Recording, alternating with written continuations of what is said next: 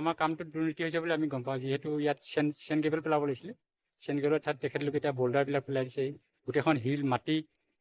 গতিকে কামটো তেখেতলোকে দুৰ্নীতি কৰিছে। ইয়াত 4 লাখতকৈ মানে আপোনাৰ অধিক টকা হেৰি হৈছিল, চেংচন হৈছিল। তেখেতলোকে মাত্ৰ আমি জনাত চগাই শিল পেলাইছে। চগাই শিল মানে আপোনাৰ গোটেই ৰাস্তাটো নেপেলাই আপোনাৰ 2 মূৰে অলপ অলপ ছটিয়াই মেলি কামটো ইমানতে সমাপ্ত কৰি তেখেতলোকে নিয়ে। না, মাছপথৰটো নাই পোৱা। আপোনাৰ ৰাস্তাটোৰ বিশেষ আমাৰ ৰাস্তাটো বৰ দীঘল দৈৰ্ঘ্য নহয়, 800 কিলোমিটাৰ।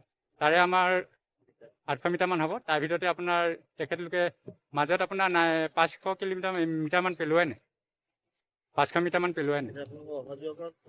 হয় হয়, বাৰিষা আমি কিমান কষ্ট পাওঁ মানে আপোনালোকক মানে বুজাব নোৱাৰিম। মানে এই ৰাইজৰ সমস্যাৰ কাৰণে হয় হয় হয়। এতিয়া সমস্যাটো সমাধান হৈছে? সমস্যা ক'ত সমাধান হ'ব? এনেকৈ সমস্যা সমাধান নহয়। আমি বিশেষ এতিয়া কষ্টহে পাইছোঁ। কামটো দুৰ্নীতি হৈছে। আপোনালোকে দেখিছে ইমান ডাঙৰ বল্ডাৰ পেলাই দিছে, যেতিয়া দুৰ্নীতি হৈছে।